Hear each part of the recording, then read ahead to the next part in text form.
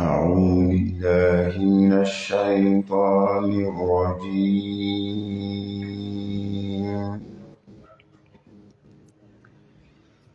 بسم الله الرحمن الرحيم.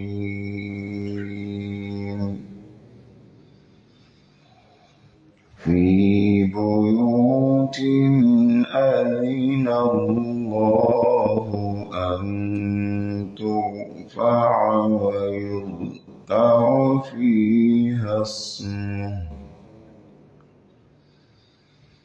يسبح له فيها بالغدو والآصال.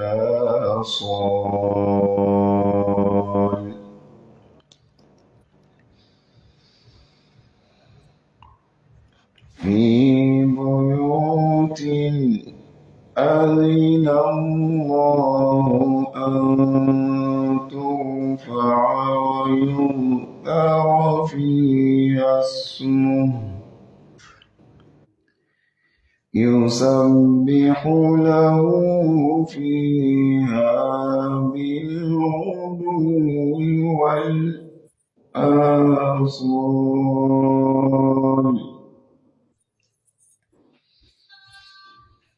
رجال لا تلهيهم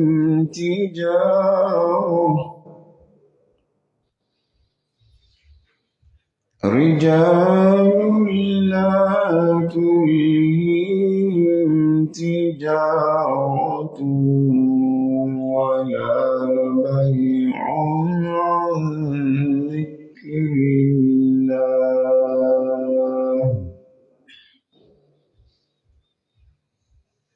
رجال لا تلهيهم تجارة ولا بيع عن ذكر الله وإقام الصلاة وإيتاء الزكاة. لا تلهيهم تجارة ولا بيع عن ذكر الله وإقام الصلاة وإيتاء الزكاة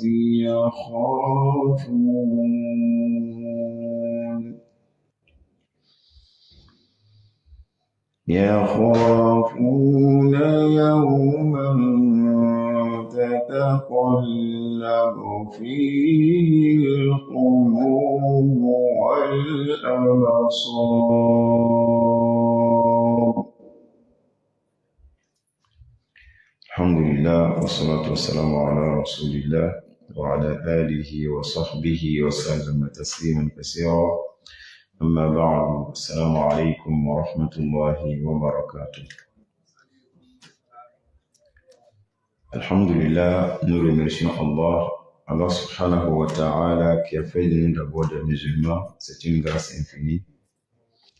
Nous lui remercions pour nous avoir choisis parmi des milliards de musulmans pour se retrouver dans sa maison qui est la mosquée. Et Inch'Allah ta'ala, nous allons radicalement changer le thème.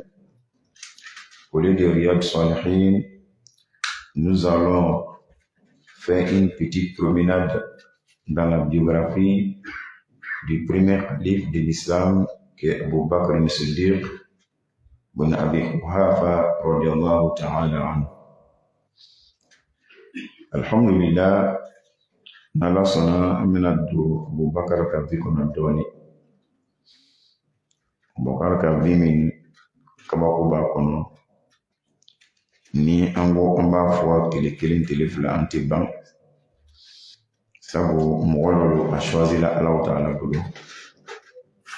Mais a janfala shia mogo bolo kan kisi shia mogo toroma ala mukela. Alhamdulillah, nous allons aborder la biographie, la vie d'Abu Bakr al-Siddiq, parce que c'est une vie pleine de leçons. Pleine de leçons. Walgada min b'a kɔnɔ leçon min b'a kɔnɔ ka ca kosɛbɛ. An kɔni bɛna dama dama kɛ yanni safo cɛ insha Allah. Ala dali ka nafa di ne ni aw ma Ala m'o kɛ la. Abubakar ni Siddiq, avant de peut-être parler de lui, il faut le connaître d'abord. C'est ce qu'on dit, il faut l'identifier, qui il est. Pour identifier une personne, on cherche à savoir quoi de lui d'abord. Hein? On cherche à savoir quoi de lui. Son nom. Donc on va commencer par son nom. Et justice là-haut, police là-haut, yoro, nous devons faire irayana, il veut tout le plus fort. Oula Abu Bakr, d'abord il est le premier calife de l'islam. Que nous disons calife, en arabe c'est khalifatu. Khalifa veut dire quoi? Successeur. Comme nous sommes sur terre, nous sommes des successeurs. Allah dit aux anges, lorsqu'ils voulaient créer Adam alayhi salam, il dit wa iz qala rabbuka lil malaikati inni ja'ilun fil ardi khalifa. Donc c'est le même mot khalifa, le Coran a utilisé. Je vais mettre sur terre des successeurs. Le père va fonder sa famille, il va faire des enfants, il va vieillir, les enfants vont grandir, le père va mourir, les enfants vont succéder au père. Ils vont prendre la responsabilité de la famille. Eux aussi, ils vont fonder les foyers. Ils vont faire les enfants. Ces enfants-là vont grandir. Eux aussi, ils vont mourir pour laisser les enfants. Et ces enfants aussi vont leur succéder. Nous sommes dans cette succession perpétuelle, continue, jusqu'à Yom al-Qiyamah. Wow. Ainsi est la tradition divine qu'Allah a établie sur terre. Amignon nonable. Andula kanyon nonable. Il fa nota, idemi nota, otal demo nota. Pour qu'on ait donc voilà la définition du mot khalifa en définition étymologique. Le prophète alayhi salatu wassalam, il est le dernier des prophètes. Il n'y aura pas de prophète derrière lui, mais il y aura des successeurs derrière lui. Lorsque le prophète alayhi salatu wassalam était malade, et lorsqu'il a su que c'était une maladie qui allait l'emporter, aussitôt il a désigné des noms parmi les Sahaba. Voilà, il a désigné des noms parmi les Sahaba. Parmi ce nom-là, il y avait Abu Bakr, il y avait Omar, il y avait Ousmane, il y avait Ali et d'autres. Au nombre de 7 personnes environ. Pourquoi il les a désignés? Il a dit de se concerter. Donc il fallait qu'il prenne une grande décision derrière lui. Le prophète, effectivement, n'a pas désigné quelqu'un ouvertement comme son successeur, mais il en a désigné des personnes pour discuter de lui sa succession. Et c'est là, ces grands sahaba-là se sont concertés après le décès du prophète Mohammed alayhi salatu wassalam, et ils sont tombés d'accord sur Abu Bakr. Tout le monde a choisi son successeur. J'en vote. Abu Bakr lui-même, il avait choisi Omar comme le successeur du prophète. D'autres aussi avaient choisi Ali comme le successeur immédiat du prophète. D'autres aussi avaient choisi Abu Bakr comme le successeur immédiat du prophète. Mais, chose étonnante, quand on dit les 4 califes, ici on enlève Abu Bakr, Omar, Ousmane, Ali, les 3 à l'unanimité avaient choisi déjà Abu Bakr. Donc, il avait la majorité, il avait l'âge en lui, il avait la sagesse en lui, il avait la connaissance religieuse en lui, il avait l'humilité en lui, il avait la crainte véritable d'Allah en lui. Il y avait une très grande différence dans la pratique religieuse entre lui et les autres Sahaba. Donc, pour tous ces atouts et critères, ou bien on dira toutes ces faveurs d'Allah pour lui, dont les autres l'ont choisi. Donc, il a été immédiatement le successeur du prophète Muhammad, alayhi salatu wassalam. Donc, on sait maintenant comment Abu Bakr a été choisi. Cette référence se trouve dans Bukhari et Muslim. Cette référence se trouve dans les plus grands livres islamiques que nous disons Siyar wa Alam al-Lumana et al-Tahabi. Cette référence se trouve dans les plus grands livres que nous disons Asad al-Ghaba, c'est-à-dire plusieurs livres de renommée mondiale qui ont confirmé cela. Donc, alhamdulillah, maintenant, Abu Bakr, il est le khalife du prophète et nous connaissons maintenant la définition de khalife. Et si on dit successeur, ici, là, maintenant, il est khalife du prophète, il est successeur du prophète. Alhamdulillah. Abu Bakr al-Siddiq, c'est à la 11e année hijrienne qu'il fut successeur du prophète. C'est dans la même année que le prophète Mohammed sallallahu alayhi wa sallam est décédé. Abu Bakr al-Siddiq, maintenant on va l'identifier lui-même. Comment tu t'appelles? Sahab, tu peux me donner son nom? Abdullah ibn Abi Quhafa. Alhamdulillah. Donc effectivement, il s'appelle Abdullah. Son nom n'est pas Abu Bakr. Comme hier on a développé, son nom n'est pas Abu Bakr, mais plutôt Abdullah. Donc, chez les Arabes, le nom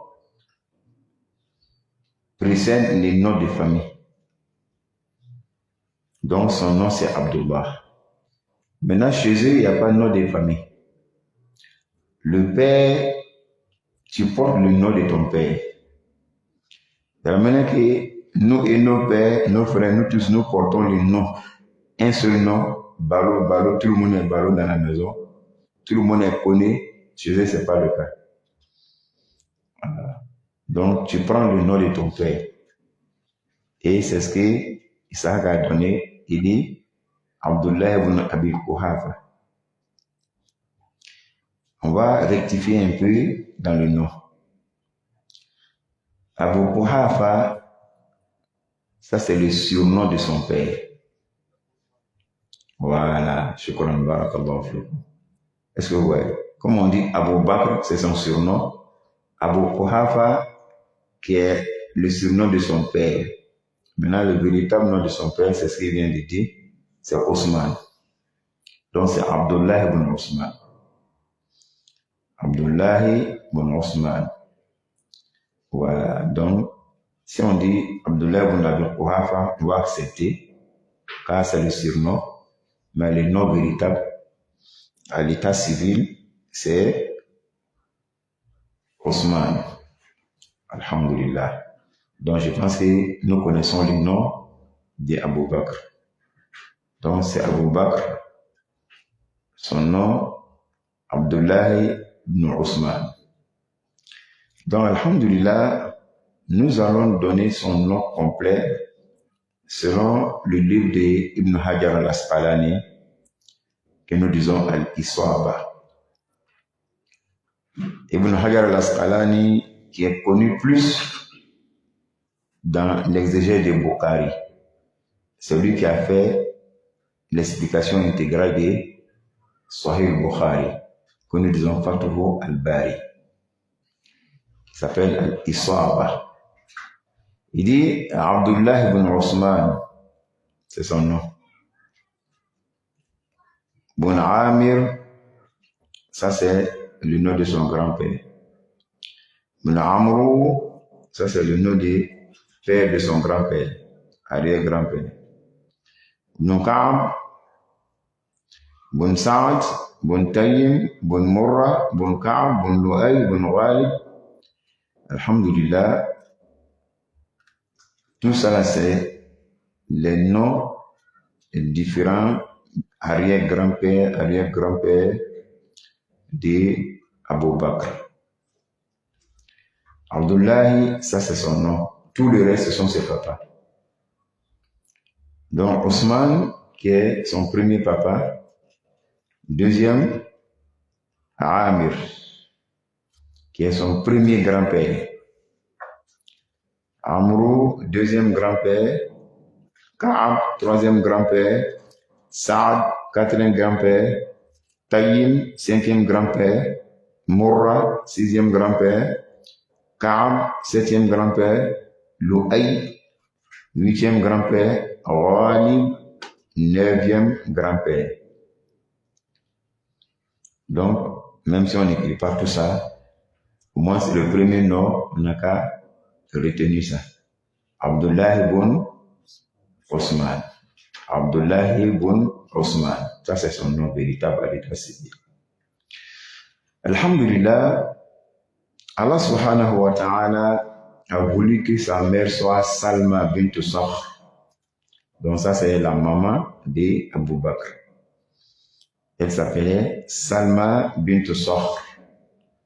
Salma bint Sakhr bin Amrou. Alhamdulillah, il y a un autre livre que nous disons Tariq al-Da'wa. Lui, il a bien expliqué la biographie de sa mère. On ne va pas rentrer dans ça. Alhamdulillah, Allah subhanahu wa ta'ala nous a facilité. Aujourd'hui, nous connaissons tous le nom véritable de qui? Abu Bakr. Il y a d'autres qui savaient, ils avaient oublié, et il y a d'autres qui n'avaient jamais entendu. Donc voilà pourquoi c'est beaucoup plus profitable d'être toujours à la mosquée, on va toujours entendre des nouvelles choses, Inch'Allah. Abu Bakr, si on veut véritablement voir dans sa généalogie, la lignée de ses parents, lui avec le prophète, ils sont issus de la même famille.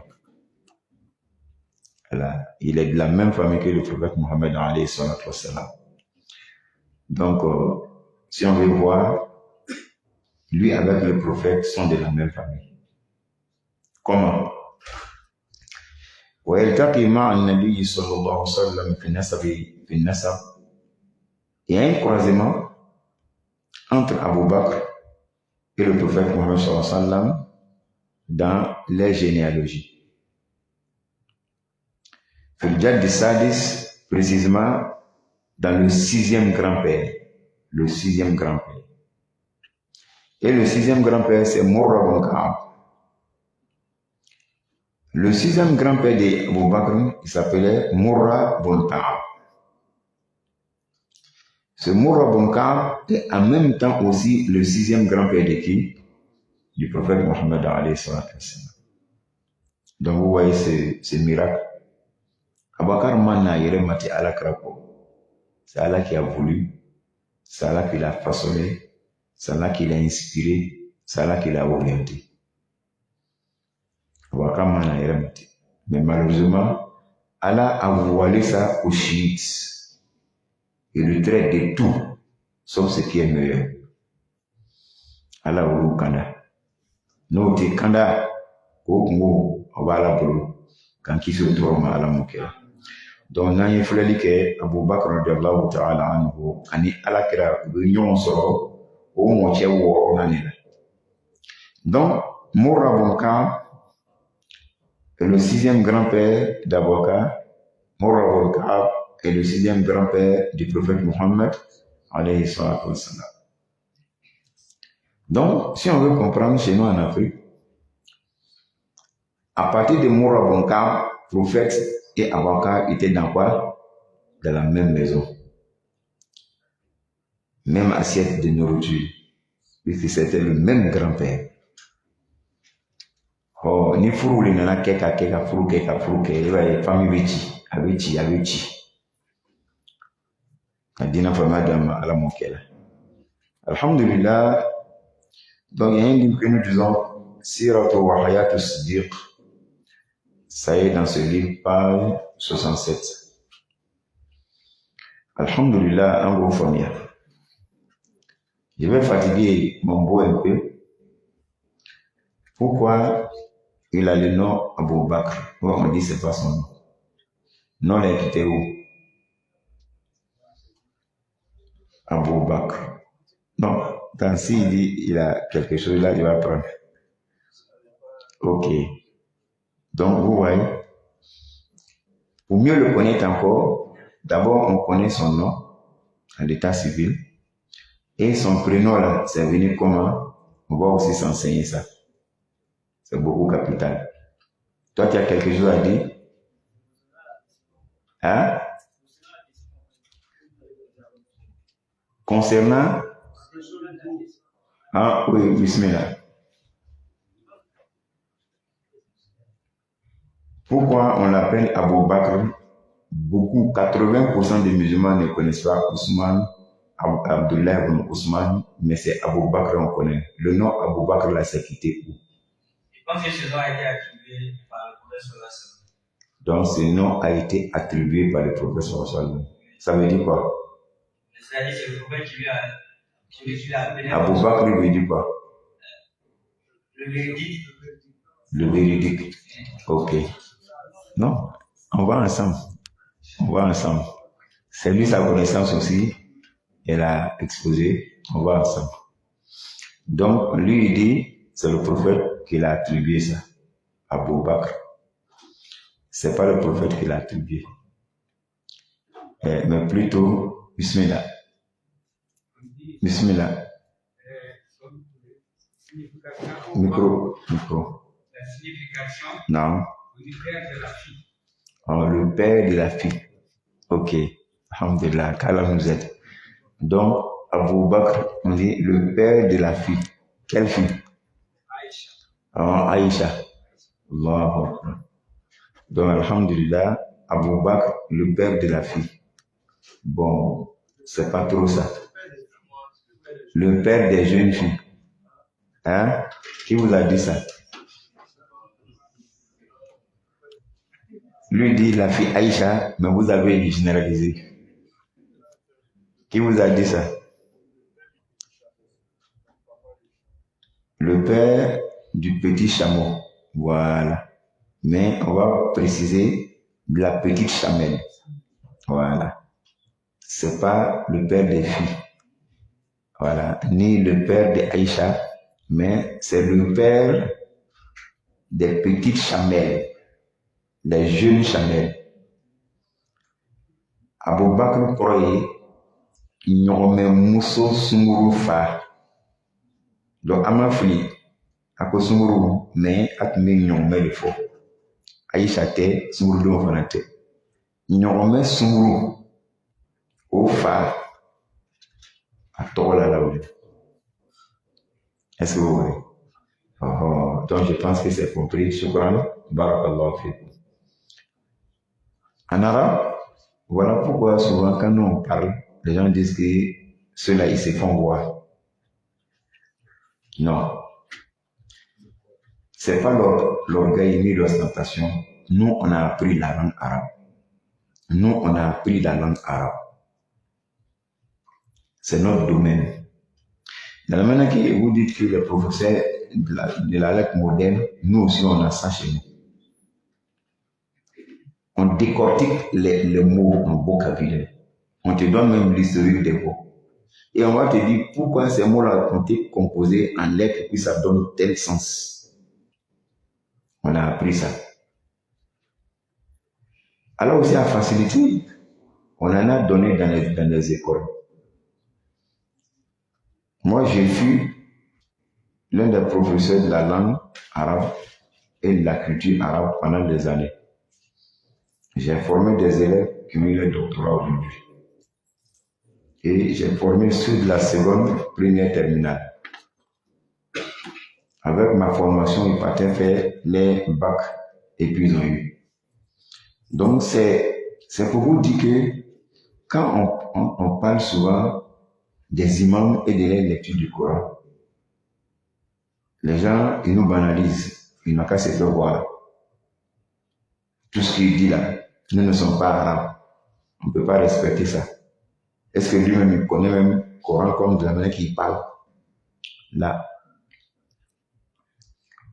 Nous, on a été des jurys nationaux en Côte d'Ivoire ici. En ce moment, il n'y avait pas trop d'affaires de relations de là. Ils sont venus nous prendre, commencer comme ça. Les concours nationaux que vous voyez, que ce soit à la télévision, les premiers concours, moi j'ai été jury national. Moi j'ai fait ça. En ce moment, il n'y avait pas cousine, il n'y avait pas la force, mais c'est le Conseil supérieur des imams. Le Conseil national des imams, c'est des Koudous.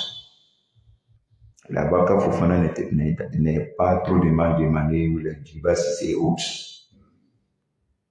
Moi, ils m'ont repéré lors d'un concours de traduite et de mémorisation du Coran à Abidjan Sud, que j'ai été premier. Depuis lors, ils ont mis la main sur moi. Donc, ils ont fait parce qu'ils font par zone. Et toutes ces zones-là auront les premiers et les deuxièmes qui vont se croiser dans un grand concours national. Et on prend des jurys. Moi, j'étais parmi les jurys. Et d'ailleurs, j'étais le président des jurys. Mais ça étonne quand je parle de ça. Mais quand ils donnent la date, je donne l'occasion, je donne le lieu. À l'époque, on disait Sema d'Abobo. Collège moderne d'Abobo. C'est là-bas, c'était ma toute première fois de rentrer là-bas. Tous les grands, les ministres, les députés, les grands de notre pays étaient là. Mais c'est Koudous qui régnait.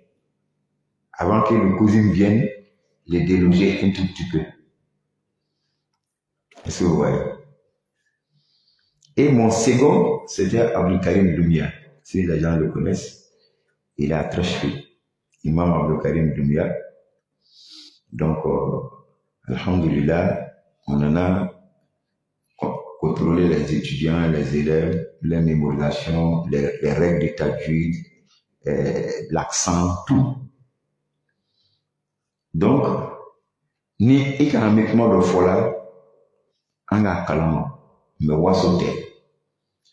Mais beaucoup d'imams se sont vus imams occasionnellement, pas avec formation. Ah bah, là, le problème n'est pas. Se sont vus imams occasionnellement parce que lui qui a construit la mosquée, c'est mon parent. Lui qui a construit la mosquée, c'est mon ami. Lui qui a construit la mosquée, c'est l'ami de mon moustaz. Il a demandé à mon moustaz de choisir un imam, et puis il a choisi son petit. Ambo est là. Mais est-ce qu'il a la compétence? On ne cherche pas. Y compris même les mosquées sunnites. Nous avons maintenant pratiqué 80-90% des mosquées sunnites là. On va limoger tous les imams. Oui, même les mosquées sunnites. On va limoger les imams. Ou bien on va les contraindre à démissionner. Parce qu'ils ne connaissent pas le Coran. Ah, ni suna misiri yɛrɛ alimamu yɛrɛ tɛ kɔrɔna la kuma bɛ misiri tɔw ma donc il y a problème mais quand je dis on va fɔ ko c'est l'orgueil que je vais trop devant moi an ye tiɲɛ fɔ ɲɔgɔn ɲɛnɛ quoi quand on parle de la sunna là on commence d'abord par ce qui est obligatoire tu ne connais pas le Coran tu dois quitter sinon tu mets tout le monde en erreur. Mais il refuse. Donc ça veut dire que toi, tu n'es pas sincère. Tu n'es pas sincère. Imam, tu luttes pour la sunna, mais tu n'es pas sincère. Parce qu'il veut m'entraîner entraîner là, faut qu'on, parce que ta lecture n'est pas bonne. Comme qu'elle est minime, sinon on va les prier derrière, on va les enregistrer, on va commencer à détailler les erreurs. Chaque verset, chaque lettre. Vous savez que le Coran, là, chaque lettre a une règle de tajwid, chaque lettre. C'est pas verset, hein. C'est pas mot, hein. C'est pas mot, hein. Lettre, chaque lettre, wallah, chaque lettre a une règle de tajwid. Nele mo kan misin kasi fo dégrement. Aka bele kuni mo bébé. Oui.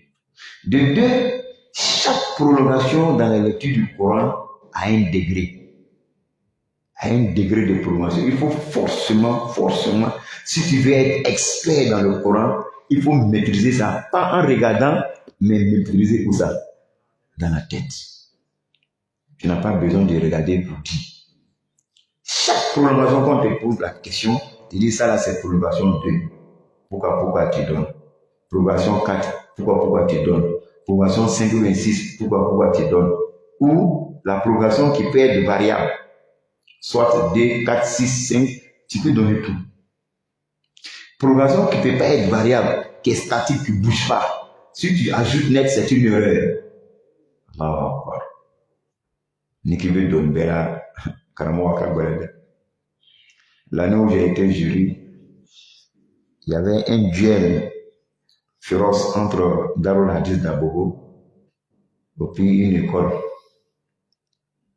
Et les candidats de Darul Hadith, tellement qu'il était fier de lui, que moi j'étais encore gamin, j'étais petit. Oui, même une fois là, il est un cas d'or. S'il avait trop, peut-être c'est 26 ans.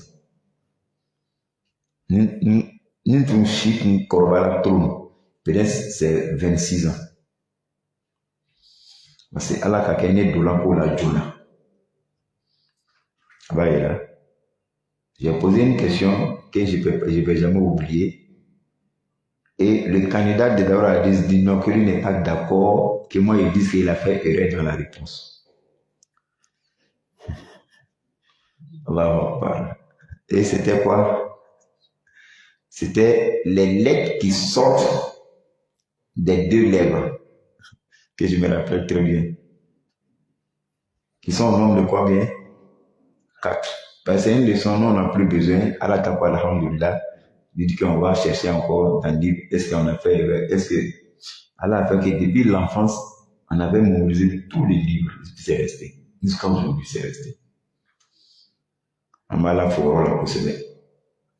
Donc, parmi les lettres de l'alphabet arabe, lorsqu'on parle des lettres qui sortent dans la gorge et dans les narines, et dans l'intérieur, et sur quoi? La langue, et enfin, cinquième, les deux lèvres. Les deux lèvres là prennent seulement 4. Le fa, le wa, le ba et le ma.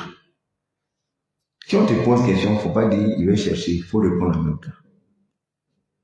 Au lieu, il faut qu'il s'abati là. Mais moi, je me manqué, moi, on m'a sabati. Donc, quand j'ai donné, c'est vrai, il a donné, et puis j'ai dit, est-ce que les 4 lettres là, il y a une différence? Il dit, il n'y a pas de différence. J'ai dit, bon, là-bas, tu as fait erreur, bon, on passe. Bon, on n'a pas le temps de corriger devant les gens. On passe, on dit, tu as fait erreur. Donc, ils ont protesté devant tout le monde. Manganchi la salle, quoi. Oya. Protester Robert. Moi, je suis assis, je suis serein. Parce que avec qui j'ai appris là, c'est quelqu'un qui est vraiment assis. Qui a tout le Coran en tête. Ça, c'est Ismaël Koulibaly. Manganchi la salle, qu'on a oya. Quand ils ont fini, on dit, mais lui-même qui a dit non, là, il est là. C'est là que j'ai dit, il est déjà l'heure de Fajr. On a commencé la nuit jusqu'à Fajr. Oui. Et c'est pas maintenant, ils font concours à quel moment, parce que moi, je n'assiste plus. Parce que Kochama Nana doit connaître, moi ici quelqu'un, c'est comme ça. Moi j'aime beaucoup de missionnaires. Je me suis tourné, mais il y a Dina Barassé. Tu vois, sinon avant c'était la nuit. Après Isha, on commence, d'ici Fadil, on a fini. À cause de ça, ils ont demandé à ce qu'on revienne dans la salle pour proclamer le résultat. On va corriger la partie là d'abord. Et ce jour-là, c'est moi qui ai dirigé Fadil. C'est vraiment, ils m'ont respecté étant petit, mais ils m'ont respecté. Donc, quand Fadil Bana, j'ai pris le micro. J'ai dit oui, mais ce qu'ils ont donné comme réponse est bon. C'est ça seulement qui a fait que Daradis n'a pas été puni. Et Bouaké. Il dit parce que les 4 lettres là, toutes ces lettres là sortent entre les 2 lèvres. Mais il y a une différence entre une seule lettre parmi les 4. Ça c'est le quoi? Hein? Le fa. Le fa. Wa. Ça c'est entre les 2 lèvres directement. Ma. C'est entre les 2 lèvres directement.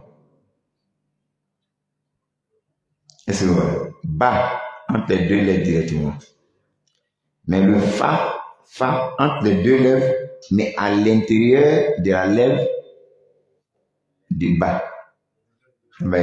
Moi, c'est cette petite, parce que quand tu dis concours, ou bien à ce niveau-là, tout ça l'on considère.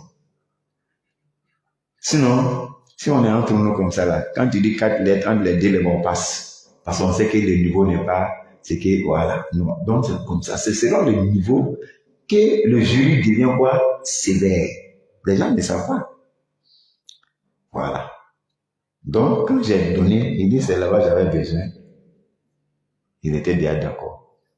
Il y a, avant qu'on le fasse Fadiri, ils sont allés chercher le livre, ils ont vérifié. Ils avaient déjà vu. Donc, quand j'ai donné, ils ont dit de les excuser qu'ils ont vu, qu'ils n'avaient jamais remarqué ça. Je dis voilà, ils ont remarqué. Donc, c'est comme ça. Corona Kamisende. Corona Kamisende. Il y avait un concours à la colonie Estéco, comme j'ai été jury aussi. Et j'étais avec l'un des numéros 1 du Coran en Côte d'Ivoire qui s'appelle Youssouf Bamba. Lui et moi, nous étions des jurys et c'est lui qui était le président du jury. Donc, on a commencé. J'ai demandé à l'élève qui avait un niveau vraiment un peu élevé. Il dit, la lettre Elif. Vous connaissez Elif? Quand tu mets Elif sur le bas, ça donne quoi? Ça donne Ba.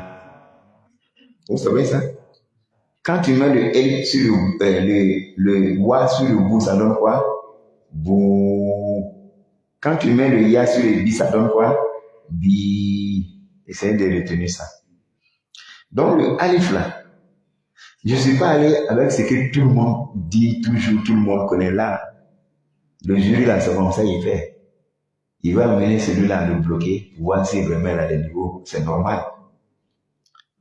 Donc j'ai demandé aux élèves, aux concurrents, de me donner quand le Elif là devient une grande lettre.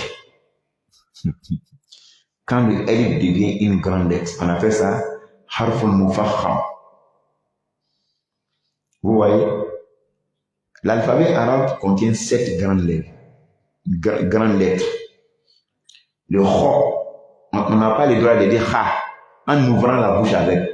Non. Même si tu rentres dans les attributs, vous savez que chaque lettre a un attribut. Oui. On appelle ça un sufat. Chaque lettre a un attribut. Est-ce que vous savez que chaque lettre a un surnom qui est différent de l'attribut? On appelle ça al-alqab. Est-ce que vous savez que chaque lettre a une sortie dans la bouche? On appelle ça al-makharij. Vous voyez comment ça est? Ni belle et belle. Ni c'est le niveau de l'année. Il faut maîtriser ça. Tu veux déjà aller. Donc, quand tu lis l'alphabet, tu ne verras pas les elif comme une lettre. Donc c'est ça qui trompe les étudiants et puis les élèves. Tu vas lire abattant ça jusqu'à Hawaïa. Tu ne verras pas, ils vont te dire quoi? Alif comme une lettre. Or, moi j'ai dit la lettre Alif. Quand cette lettre Alif là devient grande, comme il y a 7 lettres grandes en lisant ces lettres là, lorsque tu lis le Coran, ça c'est le Kho. Tu dois faire ça gros, Kho. Tu ne dois pas dire Ha. Là, sinon c'est une erreur. فخلف من بعدهم خلف. On ne dit pas خلف من بعدهم خلف. Là. Si tu as un débutant, on accepte.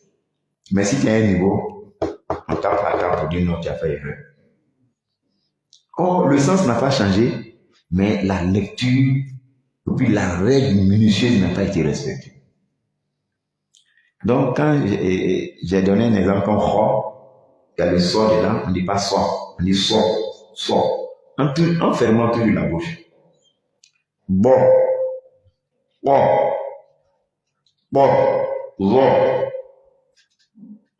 les 7 lettres là, on appelle ça les grandes lettres, lesquelles, en les lisant, on rétrécit la bouche avec. Et ça nous donne une voix rauque. Kho, ça nous donne une voix rauque. Donc, et c'est ça ils connaissent.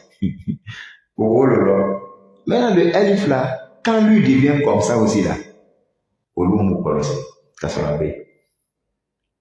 Comme toi, tu as beaucoup étudié ta vie, tu vois ça? Tu ne vois pas. Donc aujourd'hui, tu vas apprendre parce que lui, il a beaucoup étudié aussi. Aujourd'hui, tu vas maîtriser ça aujourd'hui. Par la grâce d'Allah. Le Alif là, c'est lorsque le Alif là est utilisé pour prolonger l'une de ces 7 lettres. Allahu Akbar. Lui-même là, on ne dit pas qu'il est grand ni petit.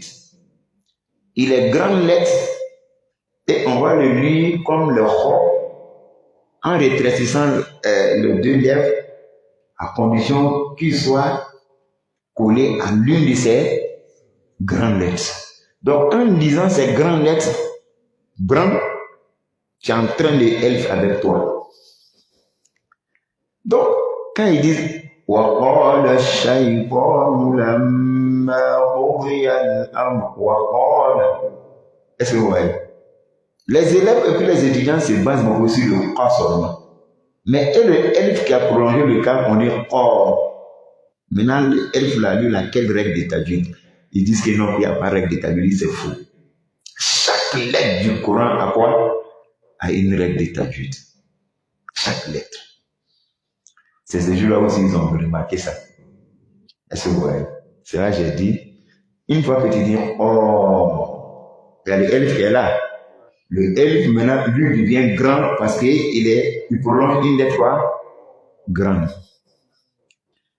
Lui devient petit lorsqu'il prolonge une lettre petit, comme on dit bala. وَمَا بَالُ الْقُرُونِ الْأُولَى مَا بَالُ الْقُرُونِ الْأُولَى. Quel est l'état des anciens peuples? Est-ce que vous voyez? Ça, c'est un verset connu. Bal. Waja'a Fir'aun. Est-ce que vous voyez? Le elif est là. Il prend le ja. Le ja n'est pas une lettre grande, donc le elif ne peut pas être quoi? Grand. Donc voilà. Ils ont dit, qu'il n'y avait rien, voilà, ça y est là. Réétudiez encore les livres. Soyez minutieux, documentez-vous. Vous allez voir tout ça là dans la lecture du Coran. Bismillah. Wa alaykum salam. Non. C'est quand il dit il y a des règles de tajwid. La grande lettre elle-même a sa règle quand nous avons Mufahama. Le elif aussi est une lettre. On ne peut pas juger la grande lettre et puis laissant le elif. Maintenant, si on demande quelle est lui sa règle, tu vas dire quoi? Tu vois comment ça est? Voilà. C'est ça qui trompe tout le monde. Et je pense que quand tu dis la grande lettre, on n'a qu'à l'ignorer. Là, on ne va pas l'ignorer. Lui aussi, il est là. Il a fait un travail. C'est grâce à lui, on dit ja, n'est-ce pas? Donc, il faut nous donner sa règle. Tu as compris, mais hein? Voilà, c'est ça qui a tombé beaucoup d'étudiants. Non, ouais, c'est ça. Non. Les quoi? Les riwaya, oui, oui. C'est-à-dire les chaînes de transmission de la lecture du Coran.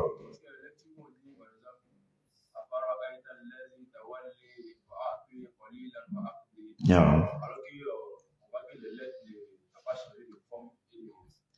Non. Ah, si on va là-bas encore, je vois que bon, tu comprends un peu dans ta vie, tu as fait un peu dedans. Ah, mais pourquoi tu parles, tu poses une question comme ça, puis tu n'as rien fait?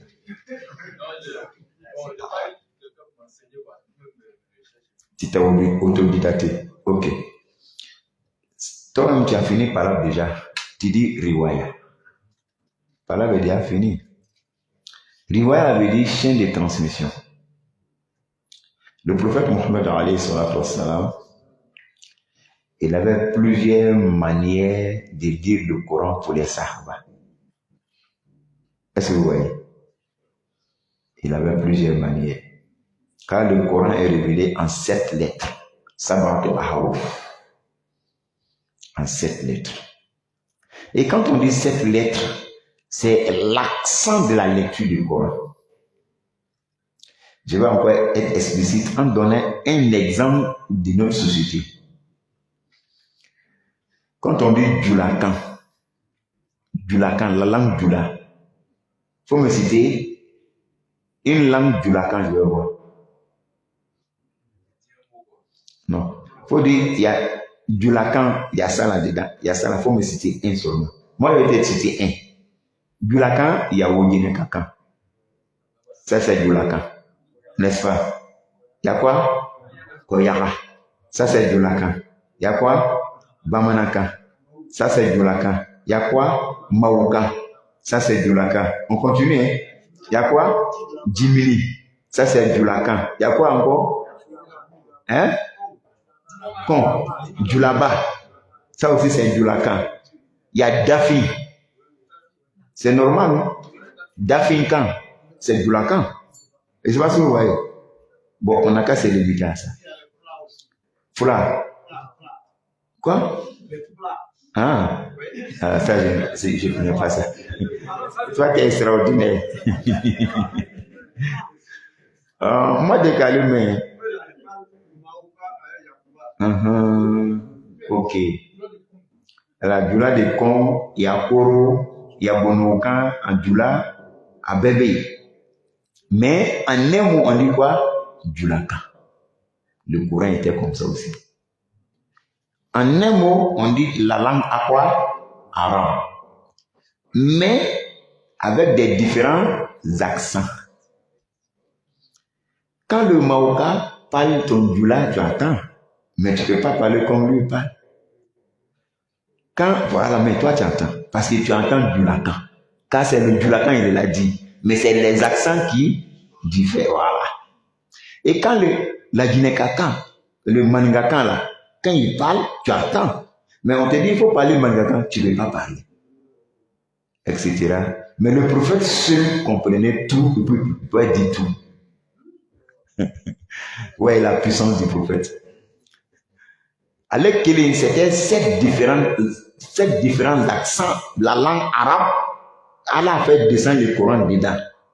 Le prophète maintenant, quand il lit le Coran pour les Arabes, quand toi tu viens, c'est un exemple que je vous donne. Tu es Maoka, il sait que tu es Maoka, il va lire le Coran en quoi? En accent Maoka. Lui là vient, lui il est quoi? Mangaka.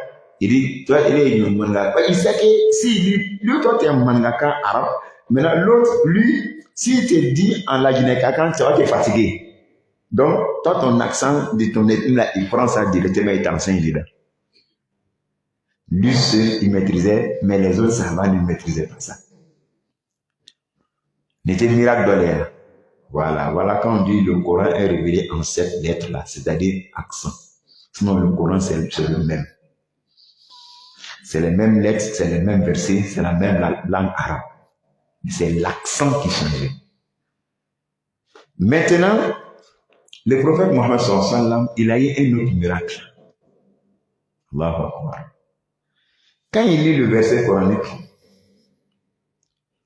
il peut te lire d'une manière. Cette manière même n'a rien à voir avec les accents encore. Il peut lire encore d'une autre manière pour cette communauté, d'une autre manière pour l'autre, d'une autre manière pour l'autre, jusqu'à ce qu'on ait eu plusieurs manières de lecture du Coran par qui? Par le prophète Mohammed alayhi wa sallam. Donc, lui seul maîtrisait toutes ces manières-là. C'est que nous, on lit devant vous là. Aïe, Colossiens, ça c'est une seule manière. Le prophète, il ne se limitait pas à ça seulement. Il y avait 1, 2, 3, 4. Jusqu'à ce que la science arabe même, et puis la science du Coran, les savants se sont assis pour dire, bon, on va faire une compilation de ces lectures-là. C'est-à-dire, on va faire rassembler tout pour faire ça en livre. Pour ceux qui veulent apprendre tout là, ils vont apprendre en même temps. Et c'est là, il y a un savant qui est venu, lui il a essayé de maintenant chercher.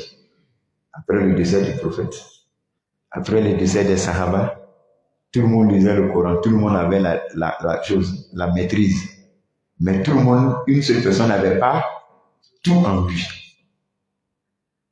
Lui, il est venu, il dit, bon, comment on va faire? Comme il y a eu plusieurs lectures, on va chercher les lectures là selon les Sahaba qui lisaient le Coran. Puisque c'est le prophète qui les a. Voilà. Donc, on va chercher en deux. Donc, on dit, toi, ta lecture là, tu as pris de où? De tel. Lui, il a pris de qui? De tel. Lui aussi, il a pris de qui? De tel, jusqu'à on s'est terminé par qui? Un Sahaba. Oh, le Sahaba aussi, c'est pas à gauche, droite, il a pris ça de qui? Du prophète Mohammed. C'est ça, on dit riwaya. Tu entends maintenant? Riwaya veut dire quoi? Chaîne de transmission. Donc, c'est ces chaînes de transmission, ils ont tamisé la lecture du Coran, tamisé les plus fiables, les plus authentiques, les plus clairs et sûrs, qui sont liés au prophète là. Lui, il a décoté, il a tamisé, et puis il en a fait sortir combien? 7. Tu comprends maintenant? C'est parmi ces 7 là, ce que tu as dit là, on entend dedans. On appelle ça riwayat warsh. Voilà. Ça peut être khalaf aussi, parce qu'il y a des riwayats aussi qui sont ensemble. Est-ce que vous voyez? Ça peut être khalaf, ça peut être warsh. Parce que warsh c'est khalaf. Lorsque la fin du mot terminant par une prolongation raccourcie, ça aussi c'est une leçon spéciale pour ça. On appelle ça prolongation raccourcie. Maintenant, nous là, on ne sait même pas pour vous détailler tout ça parce que ce n'est pas votre niveau, ce n'est pas votre matière. On appelle ça al-madou madul qasr. Est-ce que vous voyez? Voilà. Si tu veux te dire al-madul maqsour, on a al-mamdoud ou al-maqsour. Si tu veux te dire al-elf al-maqsour, al-elf al-maqsoura ou bien al-elf al-mamdouda, donc ça fait 2. Est-ce que vous voyez? Comme on dit, Sabbihisma rabbika al-a'la. À la fin, ils vont dire a'la. Mais ils ne vont pas mettre le elif, mais ils vont mettre le ya. C'est ça, là, on dit al-maddu et al-elf al-maqsoura. Est-ce que vous voyez? C'est-à-dire le elif raccourci. Est-ce que vous voyez? Donc, c'est les elif raccourcis là. Lorsque tu vas dans Haf et Warsh, lui, il va te donner un autre accent. Mais il a 2 accents. Les gens pensent que c'est un seul accent. Il peut dire Sabbihisma rabbika la'li. Il peut aussi dire Sabbihisma rabbika la'ala. Tous les 2 valent dans le Rat Wash. Est-ce que tu vois? Donc c'est ça, tu vois. Maintenant, ça c'est le prophète qui a dit comme ça aussi. Tu comprends maintenant? Voilà. Donc vraiment, oui, la femme, hein, on a radicalement changé le thème. Voilà, mais je pense que c'est bénéfique pour nous tous. On va se limiter ici. On va détailler le mot Abou Bakr. Ça seulement, on va s'élever. Donc, vous avez dit, il y a d'autres qui avaient dit choses. Le père des jeunes filles, dont on a dit que, bon, c'était pas trop ça. Notre tonton avait dit, le père de la fille Aïcha, c'est pas trop ça. Donc, alhamdulillah, Isaac est venu corriger pour dire le père de la jeune Chamel. Voilà, le père de la jeune Chamel. Nyome Mousso Sumuru, Nyome Sumuru Fa. Encore oui. Vous savez pourquoi il suis rentré dans tout ça dans Tajwid? Wallah, je vais vous dire, quand il lit le Coran, puis il modifie, on a qu'à, c'est-à-dire, la lettre est là, hein. Tu as modifié le fata en kesra, le sens la change en même. Tu n'as pas enlevé Djala, hein. Djala est resté. Mais au lieu de J, tu as dit quoi? Dja. C'est pas Coran, ce n'est plus Coran. قل أعوذ برب الناس ملك الناس إله الناس من شر الوسواس الخناس الذي يوسوس في صدور الناس من الجنة والناس من الجنة والناس toi tu vois le sens. Il dit quoi? Dieu, je cherche ta protection contre le mal, minal jannati, contre le mal du paradis. Est-ce que le paradis a mal? Tu as le minal jannati wa nas. Le paradis n'a pas de mal. Contre le mal du paradis, wa nas et les humains. Parce qu'il a changé seulement dit là à quoi? Dja, ça sort. Voilà pourquoi Imam Malik dit La taswihu imamatu man la yufarriqu bayna al-dhali wa dal. Il dit c'est pas permis que quelqu'un soit l'imam qui n'arrive même pas à maîtriser et à distinguer la lecture entre les bok et puis les da. Bok, da. Non, c'est pas permis. غير المغضوب عليهم ولا الضالين. Quand il est bon, elle m'a mis là. Ni qu'il y a un moment où moi, on a fait démissionner 80% des imams là. Ailleurs, Dalina. Il faut forcément former le mot bon. غير المغضوب عليهم ولا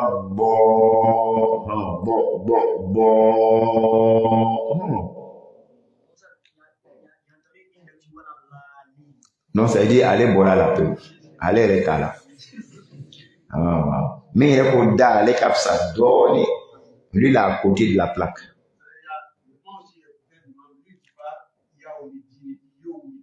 Ouais, bon, on peut accepter tout ça, mais si on veut être minutieux, on va dire tout ça, c'est des erreurs. Mais Yaoumi ne change pas le sens, mais qui a changé l'accent sans règle de tajwid. Or, là, aller là, tu as changé l'accent, mais avec preuve de tajwid. Donc, c'est différent. Donc, tu dis, voilà, Dalil, et dit, nous ne voulons pas le chemin, de ceux qui ont couru ta colère, voilà, Dalil, et de ceux qui orientent les gens. Tu dis Dalil, c'est-à-dire ceux qui orientent. Or, tu dis voilà, Dalil et les égarés. Donc, on va dire Abou Bakr.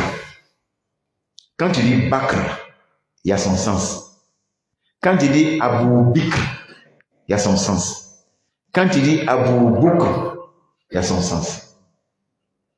Donc, c'est toujours le même Bakr, mais c'est le Ba-Bi, Bou. Donc, quand tu dis Abou Bikr, c'est là maintenant ce que vous avez dit là, lui vient. On dit le père des jeunes filles humaines. Ça, c'est Bikr. Est-ce que vous voyez? Donc, une jeune fille, on appelle ça Bikratoun. Maintenant, les jeunes filles, on appelle ça Bikroum. Ça, c'est toutes les jeunes filles, au pluriel. Ah, c'est vrai. Donc, on a changé les balles en quoi? Bi. Maintenant, si tu dis Abou Boukr, Boukr, tu n'as pas dit Bikr, jeune fille, tu as dit Boukr. Ça, c'est le père du matinal, matin. Le matin est considéré comme le jeune garçon de la journée, n'est-ce pas? Voilà. Boukra, Boukratan wa celui-là, on entend dans le Coran. Ils ne vont pas dire Bikratan wa celui-là, ou bien Bakratan, là. Le son, on dit Wasabbihu Boukratan wa as'urebi Boukratan.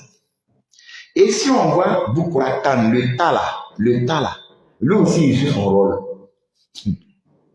On appelle ça quoi? Tamyizul wahid min al-jins fi al-lugha al-arabiyya inda al-nahwiyyin. C'est-à-dire, le tala, lui vient mettre la distinction entre le pluriel et le quoi? Le singulier. Ah ouais, là. Voilà, le pluriel et le singulier. S'il dit shajaroun, ça c'est quoi? Le pluriel de quoi? Des arbres. Mais si tu dis shajaratun, c'est-à-dire, c'est le tun là qui est venu mettre la différence entre shajaroun et shajaratun. Lorsque Allah a dit à Adam de ne pas consommer l'arbre, il a dit quoi? Wala taqraba hazihi shajarata. N'est-ce pas?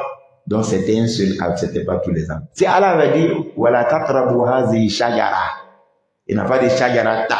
Donc ça veut dire que c'était tous les arbres qui se trouvaient dans le paradis. Ça là, c'est dans la langue arabe, tu vois ça, et tu vois la valeur de la langue arabe. Donc quand on dit la langue là. Donc, voilà où on dit Bikrun, ça c'est la jeune fille humaine. Bukrun, ça c'est là le début de la journée, c'est comme la jeune fille de la journée. Maintenant, Bakrun, ça c'est la jeune chamelle. La famille là, c'est ça. Mais, en réalité, le nom Bakr là, fut avant même la naissance de qui? Abou Bakr Siddiq. Oui. C'était le nom d'une quoi? D'une tribu. Shukran barakallahu fi. C'était le nom d'une tribu. On appelle ça Kabila to Bakr. Est-ce que vous voyez? La tribu Bakr. Et cette tribu était une tribu noble chez les Arabes. Une tribu vertueuse chez les Arabes. Une tribu honnête chez les Arabes. Une tribu digne qui avait vraiment la connaissance. Et lorsque tu disais à l'époque que moi je suis issu de la tribu Bakr, tu as quoi? Tu as le respect.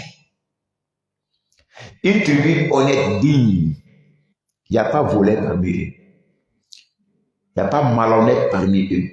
Tellement que le chef de la tribu a dressé sa tribu. Donc, ils ont dénommé la tribu maintenant Bakr, c'est-à-dire la jeune chamelle. Parce que la jeune chamelle, en ce moment, elle est assujettie. Elle est assujettie, c'est-à-dire à Kolonilo, avec son fin d'elle, à Mounilo, à Madjama Folo. Avec la Djama de Naka Denke, il y a un baralade, c'est un bif à Denkoso. Ah bah, il y a donc voilà comment est venu le nom Bakr. Donc comme Abou Bakr, il avait toutes ces qualités en lui avant l'islam. Donc lui qui a dit c'est le prophète qui a donné, le prophète est venu trouver ça en lui. Vous comprenez maintenant? Donc il avait toutes ces noblesses là en lui. Tellement qu'il était connu dans le milieu des Arabes avec toutes ces bonnes qualités là. Les Arabes même ont dit, est-ce qu'on ne va pas lui donner les surnoms quoi? La tribu honnête qu'on connaît, est-ce qu'on ne va pas donner le nom à Abou Bakr? C'est là ils lui ont donné le nom. Maintenant, on ne va pas l'appeler tribu, mais ils lui ont donné le nom maintenant. Le père même de cette tribu.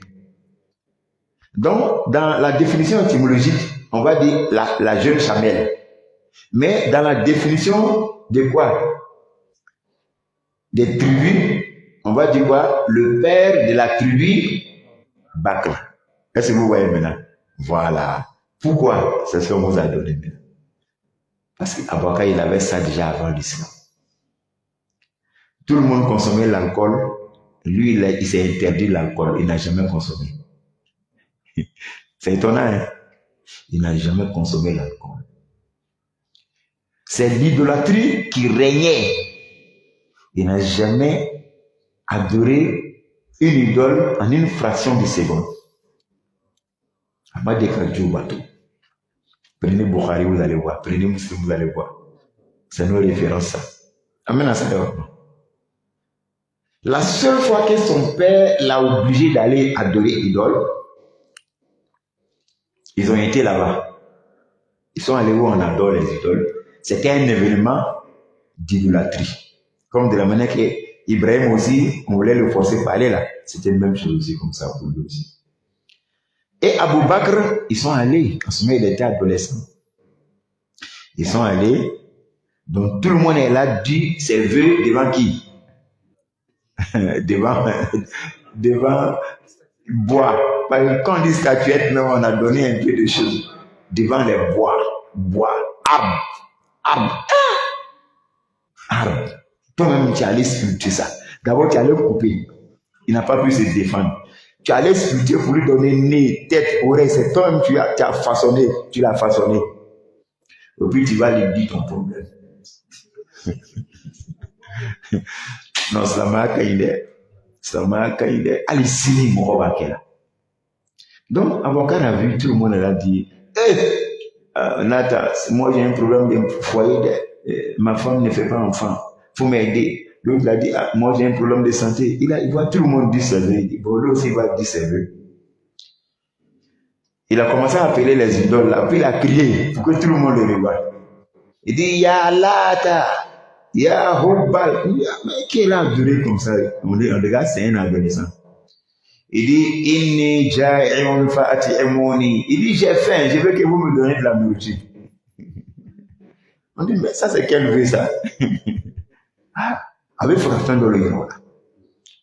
Wa inni a'arun faksuni. Je suis nu, torse nu, habillez-moi. Son papa a dit, si on n'a pas retiré la vie vite là, d'après notre mot, drap là va sortir. Il va gâter notre affaire. Donc depuis ce jour-là, ils l'ont plus invité pour aller faire quoi? Adorer l'idole. On ne parle même pas de prophète même d'abord. Vous avez vu comment ça y est? Mais les chiites, je ne sais pas s'ils sont au courant de tout ça, mais s'ils sont au courant, c'est l'ingratitude, c'est l'hypocrisie, c'est le mensonge. Ah il y a laquelle? Pourquoi sont allants qui se montrent? Donc Abu Bakr se dit, à cause de sa qualité comportementale noble, positive, il a eu ce nom avant même l'islam.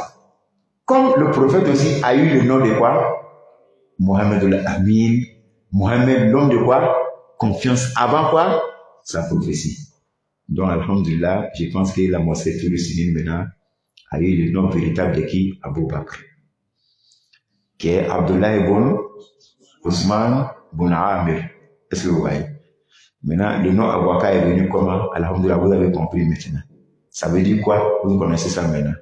Donc, on m'a à la faux, on m'a à l'attendre. Les jours à venir, Inch'Allah, on va toujours continuer la biologie, la biographie d'Abu Bakr, Inch'Allah. Wa sallallahu Muhammad wa salamu alaykum wa rahmatullahi wa barakatuh.